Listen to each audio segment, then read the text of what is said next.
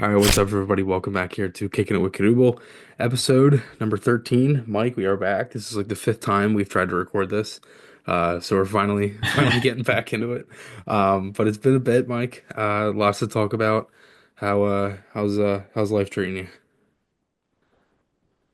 It's good. It's a good time of year. Lots of fun this time of year, and kids home and in and out after exams, and home for a couple of days before they go back. And so, lots of good sports to watch. Got the football championship series starting Friday, Hmm. and so it's a really unique time in sports, and in the NCAA level for sure. It's kind of this big transition going, and it's interesting to see. And we've had big changes in junior hockey being announced recently. You can have the CHL players go the NCAA route. So, which is very interesting because it's always your nemesis a little bit. They recruit against each other. Now they can work together. So it's Right. certainly, you know, I gotta, it's almost like back in the day when the Cold War, like when they knocked the wall down there in Germany and then everybody's on the same team again, kind of strange, same type of feeling, but in sports. So Right. it's interesting. Yeah. Yeah. Yeah. No, it definitely is interesting. I think for me, like I think when I look at that stuff and I kind of look at like the junior levels and things like that, obviously I think most people have like different opinions and ideas of like which one's better and whatnot. But I feel like when you look overall at just like the teams, the players, and things like that, it feels. I mean, obviously, good players come out of every league, and it goes, both ways. Like good players and bad players come out of every league. For you as a college guy, is Yeah. that something you probably would have wanted maybe back then, like when you were playing in Michigan at all, or no?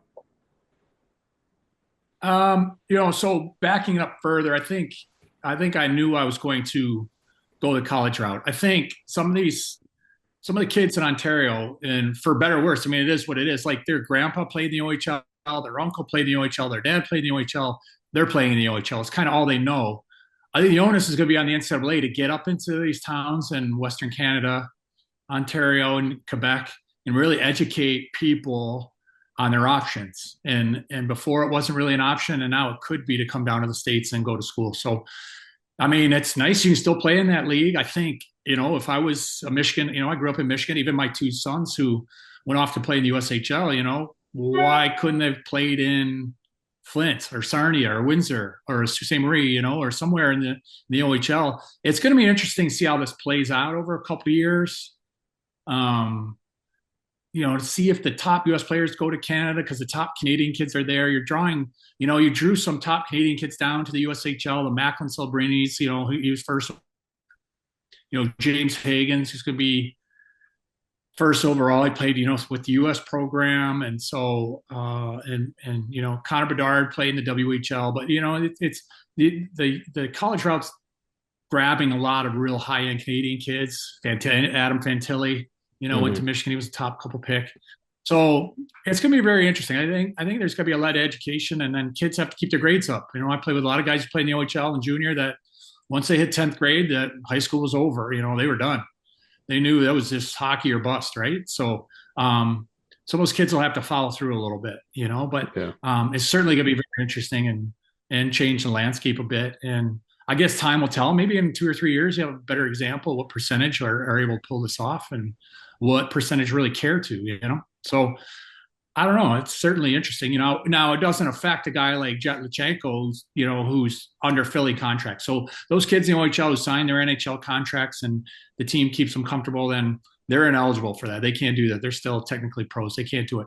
But for the kids who are draft picks, etc., who've not signed contracts, they can come down and play. And even kids, in Sweden and Europe, as long as they're not being paid to play, they could play on a men's team and really just accept their expenses and they'll have a chance to play in the NCAA too. So it's certainly, there's got to be a lot of talk and education about that and trying to get people to at least understand their options better when it was really kept from them and probably try and keep them in the dark, quite frankly, Right. and there wasn't a need to know your options. And now there's a need to know your options. Yeah. No, for sure. I think it's a really good answer too, because I think when you look at it, there's definitely a lot of buzz around it, first of all, and two, like it's It's definitely going to change things. I think, for me, like I've always kind of looked at it like it was either guys played, OHL, all that stuff, and then they ended up just or college. It was like basically one or the other.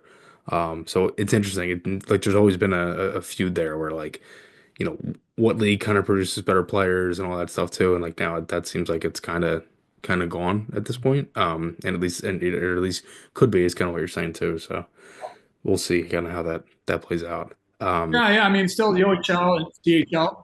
Yeah, still the OHL and the CHL still gonna be like 16 to 20. So if you get like Mhm. 19, 20 years old, you're not sure you need a little longer runway, then you go to college. So now, or if you're a good 18-year-old, you can be playing against 21 and 22-year-olds. So um, I don't know. It's gonna be very interesting to see how that shakes out. So, Yeah. like I said, there's gonna be a build up to it. There's a ramp up to it.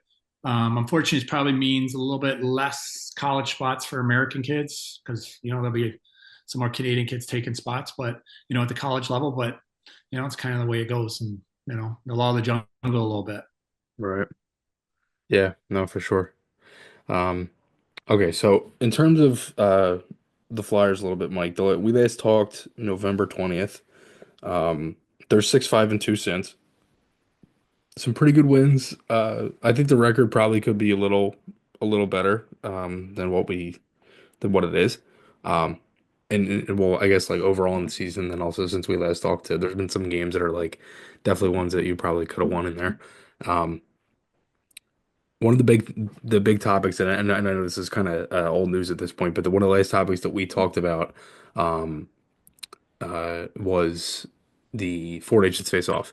Konechny, Sanheim, they both make Team Canada. Versus the line makes Finland. I think it's pretty self-explanatory about Konechny. He's had a really solid season. I mean, he's been the Flyers MVP. Him and Michkov really have been like kind of the two-headed monster there for the Flyers in their offense. You have Sanheim, who he's played like he could win the Norris. I don't think he's going to, but he's certainly played like it. And then you have Verstalainen, who's just been solid, kind of shut down defenseman. He's going to play top four for Finland. Um, I don't think the Finns have a ton of uh, like high end defensemen either. It kind of drops off after Heiskanen a lot, I think. But still, I mean, Ristolainen himself has had a really solid year and a pretty good career in Philly. Just any thoughts on like that? Well, obviously, those three guys making the team, and then also that tournament, itself. Is that something that you would have wanted to play in if you were in the NHL, or when you were in the NHL? I mean. Yeah, yeah. I mean, it's a great filler for like a non-Olympic year. Hmm. Obviously, there was some of this like they had the World Cup, I think, in the late '90s. It was kind of like the Tkachuk, the Doug Wade era, the Jeremy Roenick, kind of that group. Um, that was kind of the late '90s, and that was against Canada, and that was those were pretty knocked down. That was held in September before training camp, and the guys really played each other pretty hard. That was they left no mercy on each other. That was not like a shinny showcase or anything like that. They played really really hard against each other, and then Hmm. we're very happy when they won. I think the US won in '98 or whatever, but they won. But I don't know if you'll have that kind of knockdown drag out type thing anymore. Maybe the game's changed a little bit more. Um, Certainly the players will try and play and get through it and not necessarily get injured, and that's where the ownership and GMs are kind of crossing their fingers, and they're like, oh man, I don't want my guy getting injured, can really mess up your playoff plans and your playoff future. But the guys are like they're gonna play pretty hard. They're not gonna waltz their way through this. They're when something's on the table, they're going to want to win it. There's probably some monetary gain in it. I think we saw with the NBA Cup this week. For a couple of guys on the bottom of those NBA rosters who are basically doubling their salaries. The guys in Milwaukee who won. I think some of the in-tournament stuff, even the Milwaukee Bucks weren't quite sure how to frame it. Do you celebrate? You saw the NBA put out beer and champagne and the glasses and figured they're going to celebrate it and pop up bottles, and it actually was pretty quiet. So I think they're ready to get out of there and get on with the season. So it's kind of a weird, strange effect like that. Positive is the other 600 players. If you have 110 players involved in this, the other 600 get some time off and can get away a little bit and rest and recover and have some time away, which is great. So it's more of a grind for the guys. I think the big risk is injury, for the Yeah. guys who are playing. And said GMs are definitely sitting there with their fingers crossed and hoping that one of their key guys is not injured in the event. Right. Yeah, no, for sure. I feel like, I think when you look at the rosters, they're pretty self-explanatory. There's a couple guys that kind of got left off that I was like, it just didn't make any sense to me. Example, like Cole Caulfield, for the start he's having and the scoring and all that. And I'm like, I get it. The US kind of went with like the veteran kind of leadership and all that. But I feel like you have enough of that. And when you look at some of the high end guys that they have, I think taking Caulfield over Brock Nelson is and that's obviously no uh obviously Slight. nothing negative towards towards Nelson, but I mean come on, I mean Caulfield he's one of the best shooters in the game. I don't know, that was just crazy to hear. Um, Mike, Yeah, I feel like it gets hard, right? yeah, It's a tough call those last ones, right, and if you win, then you pick the right ones. If you lose, then you didn't. Somebody's got something to say about who you picked. But um, exactly, again, yeah, it's hard on the those last guys. Very very very tough decisions. right, So you like a yeah. Patrick Kane out. I mean, generation kind of Hmm. happened when they're coming in the Olympics in 2006. That was the end of that group, and then it was the Canes and the Ryan Millers and that group that was the core group. So these turnovers happen every 10, 15 years where the real core group starts to switch again. Yeah. No, it's definitely a good point. Okay, so as for the Flyers, Mike, the last time they played Detroit, we'll start with the Wings, because there were two games against them. Obviously, last couple games have been pretty good but rough at the same time. December's been a little weird. They've had some games that they just couldn't close out. They had, obviously, these two games here against the Wings. They got Columbus twice this month, and then they go out to California. So a little weird. They do have the Kings tonight as we're recording this. But last night was fun. It was, obviously one of the more entertaining games. We were talking about that a little bit before we started. Just how, I feel like it's one of them things on the schedule where they always try to like pump up like former like cup rematches. Where it's like Flyers Wings and then like I think like the past couple years when they were doing like the Wednesday night rivalries and they had like a bunch of different like random games and things like that. And it was just like, how do you even kind of consider this a rivalry? And Flyers Wings was always one of those ones where it was like, why? Like just because they played in the '97 final kind of thing.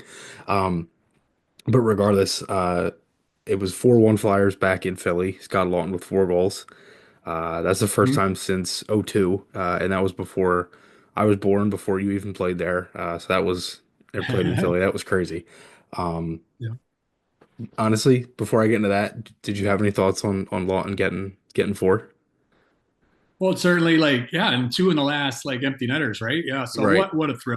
Obviously, a super memorable game. I love the slapper coming down the center of the ice, and going bar down in the shorthanded one. I thought that was fantastic.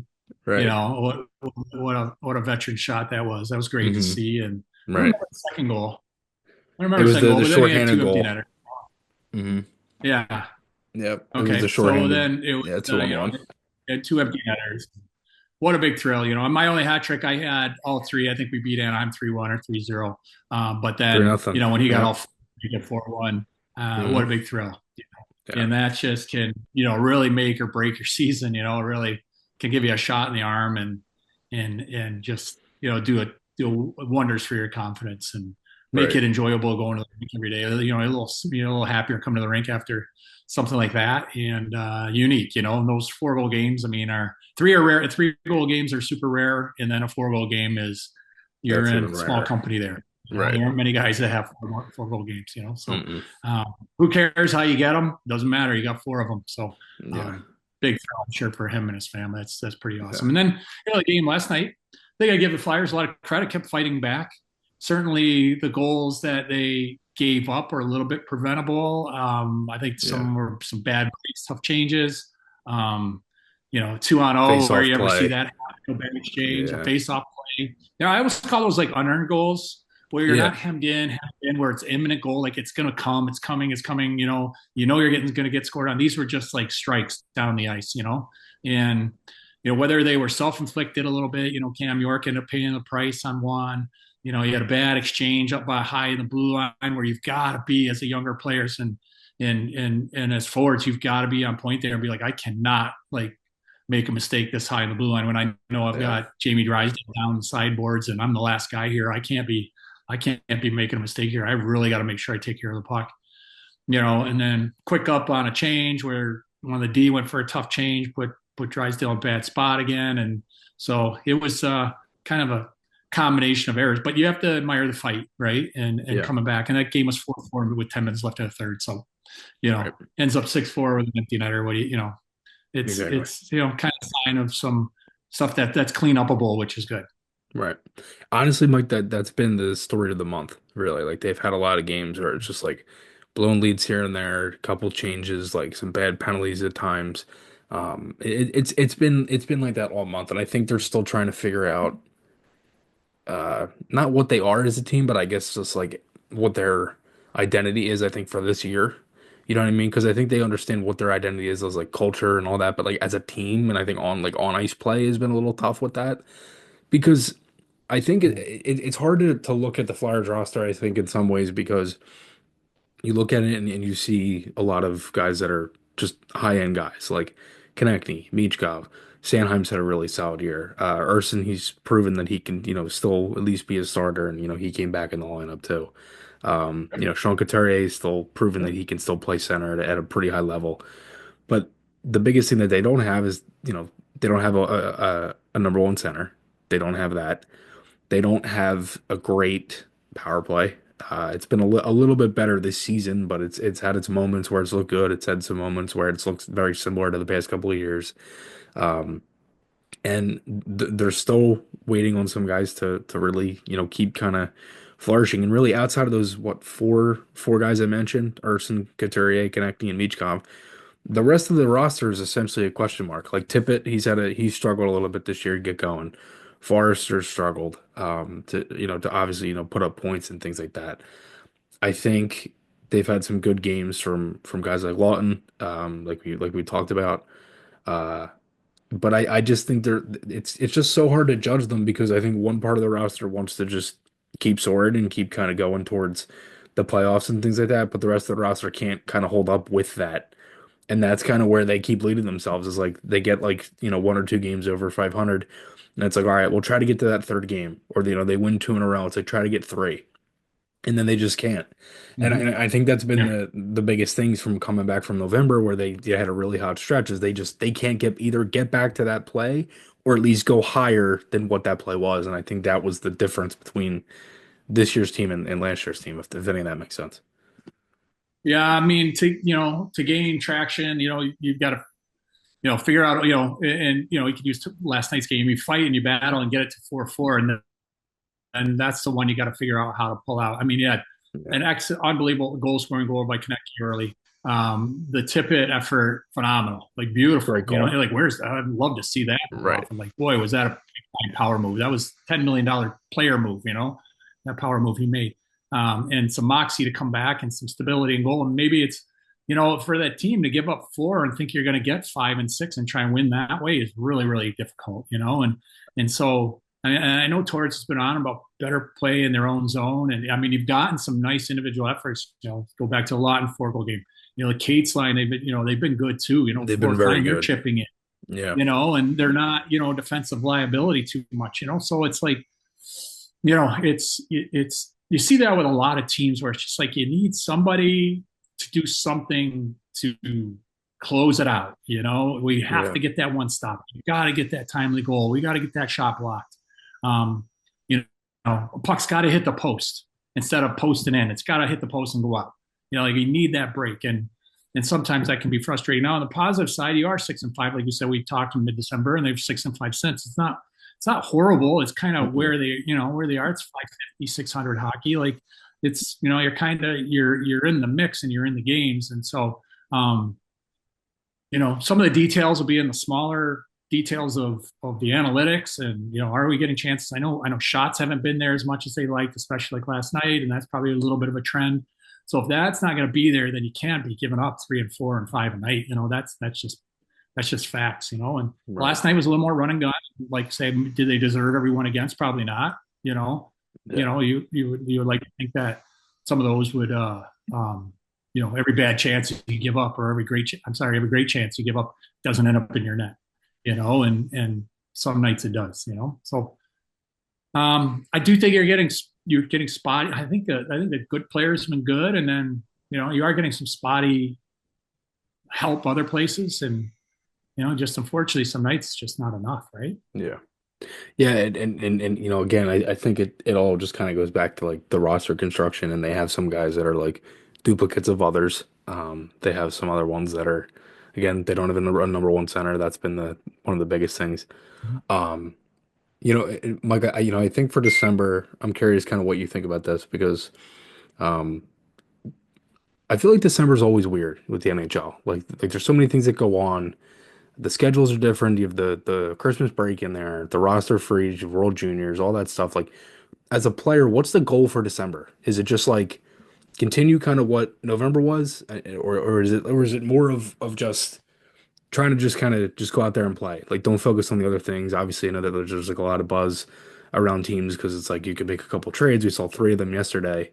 Um, and things like that. Like, is that harder as a player? Like knowing that like maybe you could be in rumors and things like that, like all that stuff. And obviously it's the holidays, so it's a frantic time for everybody. But is December like more of just like a crazier month? And is that something that can kind of mess with your head a little bit? You think? I do think it's a crazy month, but it's kind of a fun one too. You Yeah. do have, like of the Four Nations. Um, some teams are starting to get into like, I wouldn't say panic mode, but they're really getting like, man, we're gonna have to make a deal here. You have the holidays coming up. Your life away from the rink's a little frantic. You're trying to do some Christmas shopping. You got Right. extra parties to go to. The teams are doing parties. You kind of have some other distractions, and for the kids, for the players that have young children, it's the build up to that. So I think it is kind of, family might be popping in.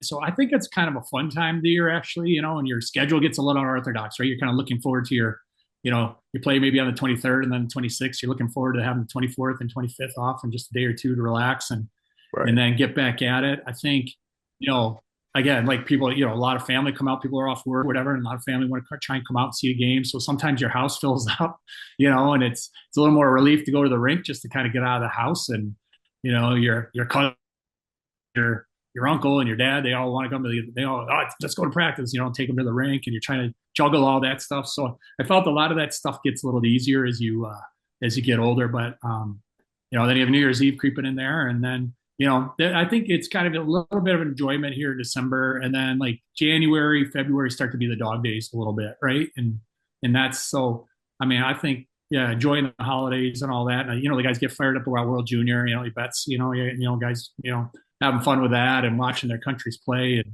it's a little something to help you get through the holidays a little bit. Another thing to watch, come to the rink and, those Right. teams are running and they're fun to watch. And so there's some other distraction. I find it a fun month, Hmm. because, just because I think January, February get to be the dog days. Whoever you get that Four Nations, you get your break. So it's not that bad. So you got about a 6 week grind after the first of January till that Four Nations Cup where, you're really going to have to either get in the playoff race or you're going to fall out Yeah. or it gets too late. Right. Yeah. And as for the Flyers, it's been tough.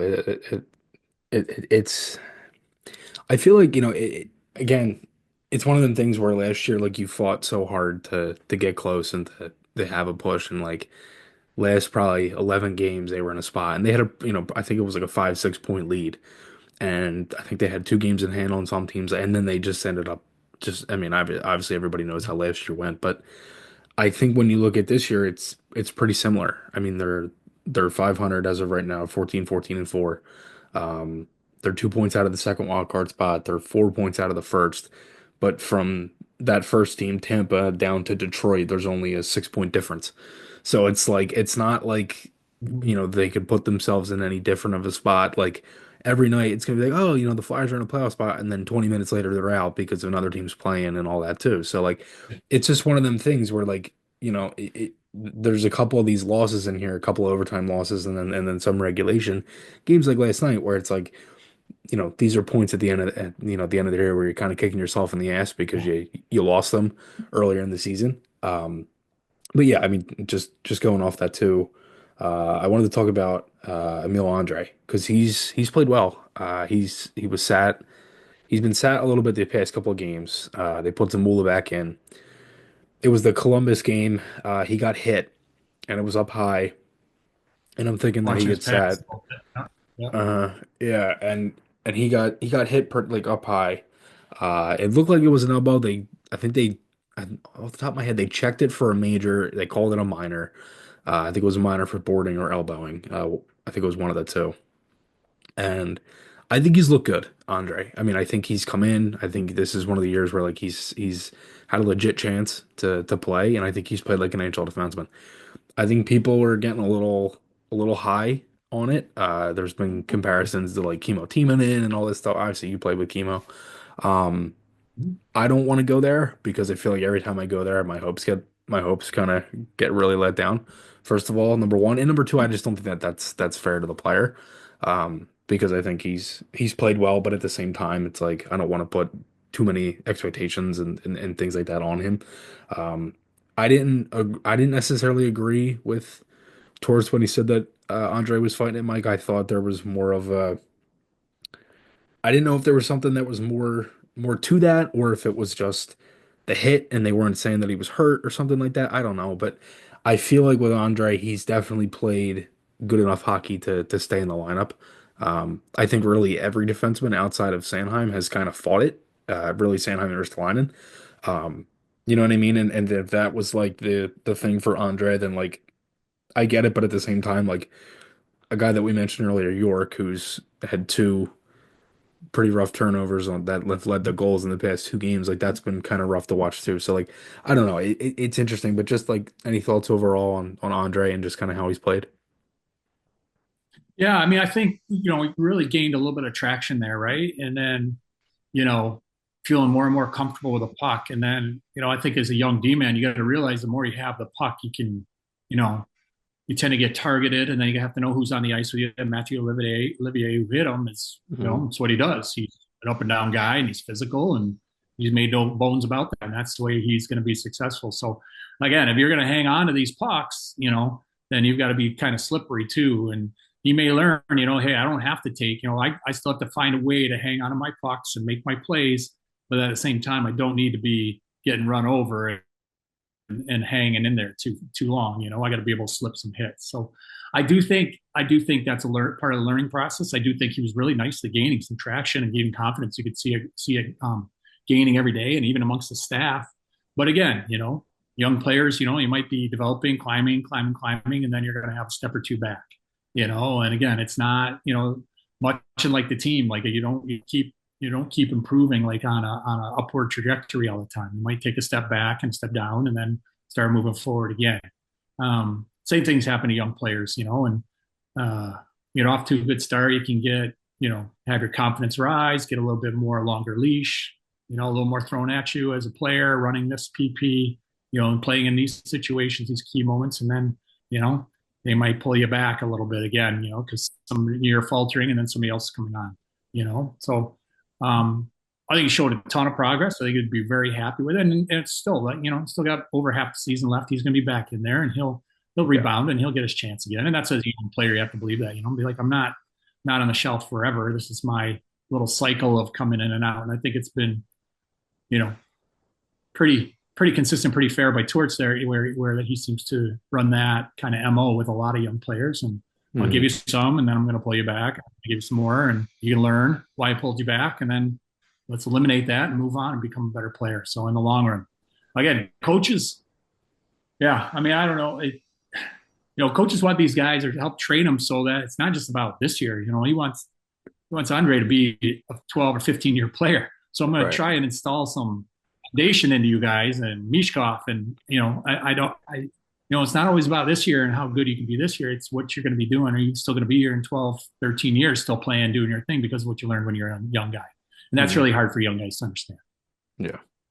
No, you're right, and I think that concept is harder for some Flyers fans to understand too, and I think myself included sometimes because. it's been 6 years since they've had a home playoff game, and you know what I mean? It's like it's hard to kind of judge that when like you've been rebuilding and you're still trying to kind of get back into what you are, but you need patience, and unfortunately, like no one in Philadelphia can be patient, and B, it's like it's incredibly hard for to keep calling for that when again you've struggled for so long. So like I think that's kind of like that's the hard part of them rebuilding is like trying to find the balance in between that. It is, and it's the NHL is not a glorified American league, right? We're not, Right. you're not developing players in the NHL. You're playing for one reason, to win games, right? Mhm. And that's major league sports.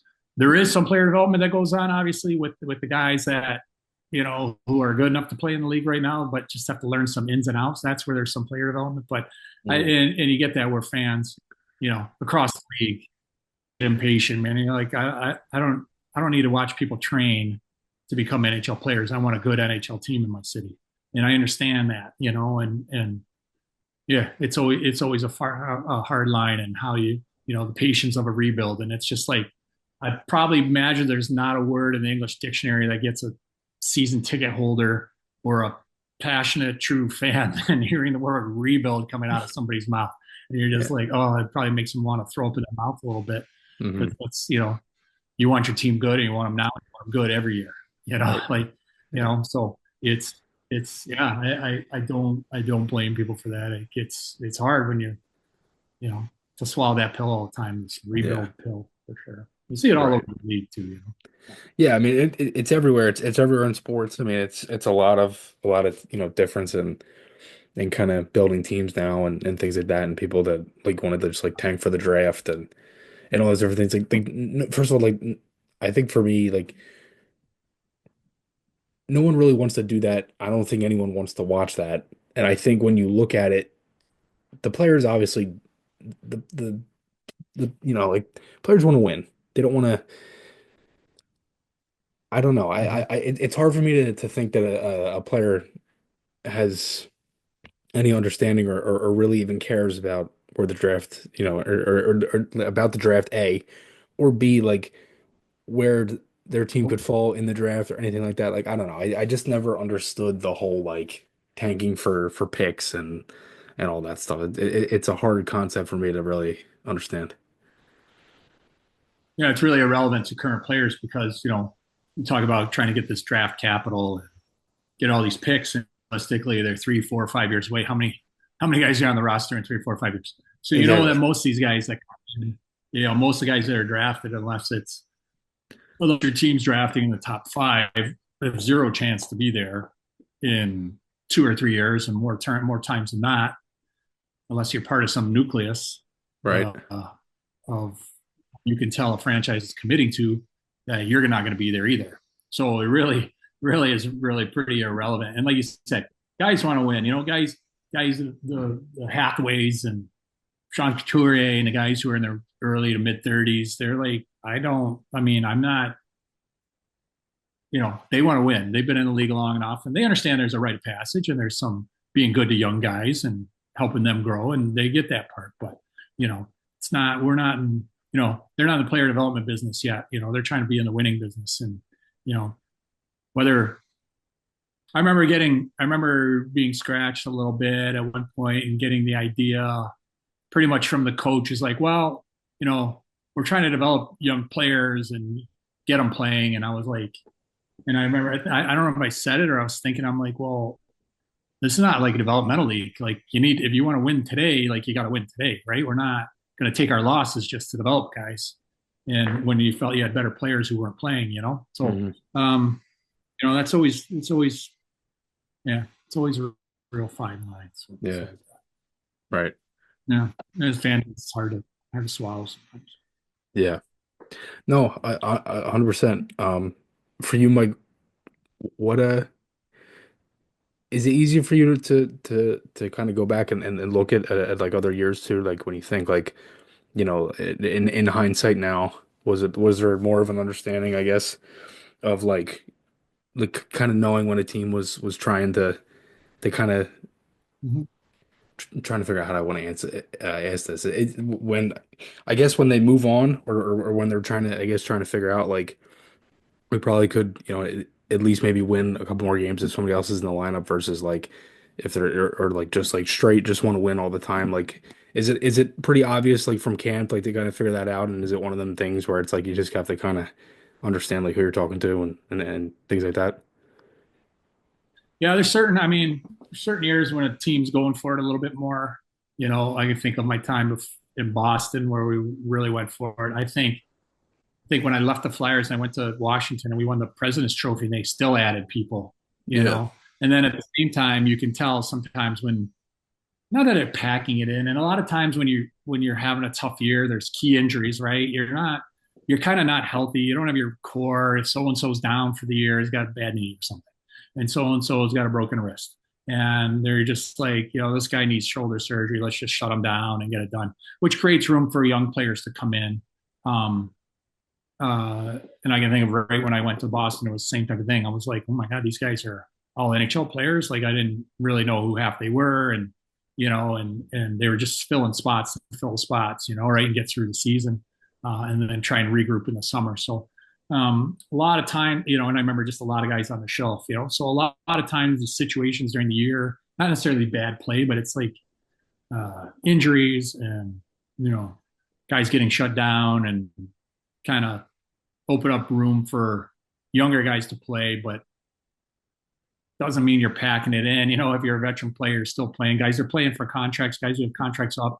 You're playing for your spot next year. You're playing. I think as a young player, you got to be naive.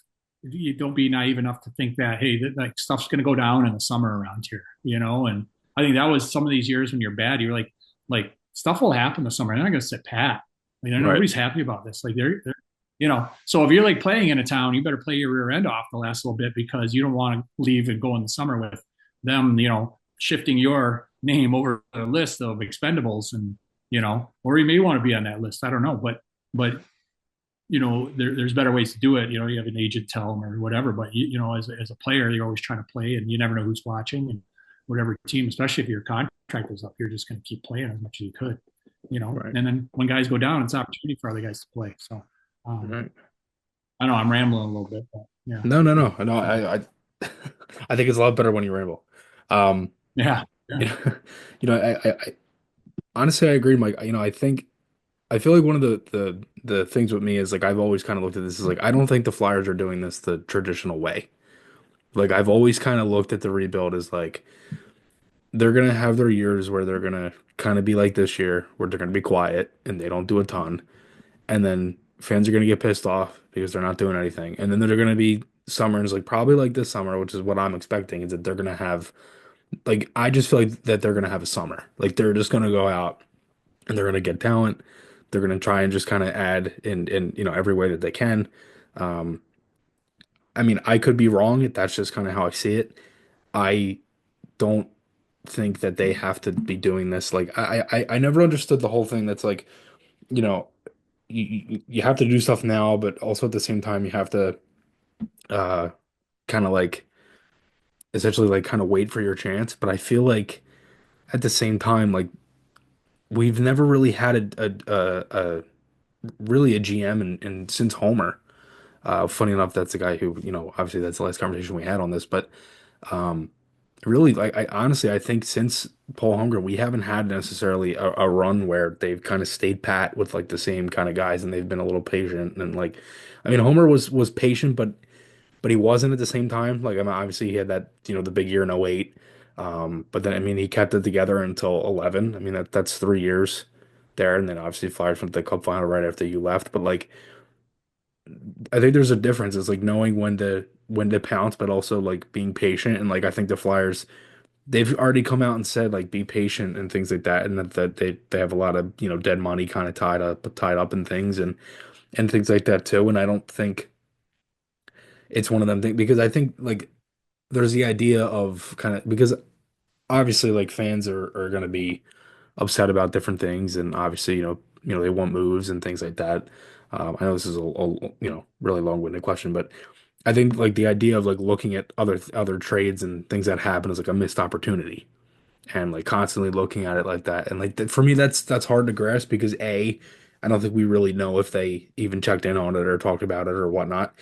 B, it's another one of them things too where it's like I think it's harder to constantly look at everything. Well, it's like, oh well, that's a missed opportunity, that's a missed opportunity. Where it's like we don't even really know if they even checked in or really in the other token of it, it's like, was that team was the asking price for the Flyers higher? You know what I mean? Like, because I don't necessarily think that there's always needs to be moves like middle of the season, earlier in the season, things like that either. It's like I think a lot of people right now are just kind of trying to figure out what the Flyers could be, and I think it kind of goes back to what I was saying earlier, where it's like you really just want to figure out what the team is because they have a lot of duplicates, they don't have a first line center, all those little things and you're trying to still figure that out at the same time while rebuilding and it's tough. So like I get people want to see moves, but it's hard for me to look at something as like everything's a missed opportunity when we don't really know like if the Flyers even like checked in or really anything like that. Yeah, I mean, there's a lot of conversations had every day, right? And there's whether, at different levels, assistant GMs talk to each other, GMs talk to each other, you know, uh, there's different levels of conversations and where something gets some traction or some, uh, where somebody wants to take and like develop the trade a little bit further or something like that. But it's hard when everybody's kind of at that cap and, to find the money and to replace money. It's hard to find like an even up trade. It's, everybody's trying to get rid of something to make their team better, whether they're trying to get rid of money and accepting a little back. Nobody really likes to add money and give away a smaller salary and then take a big one back unless they feel like Right. it's a home run.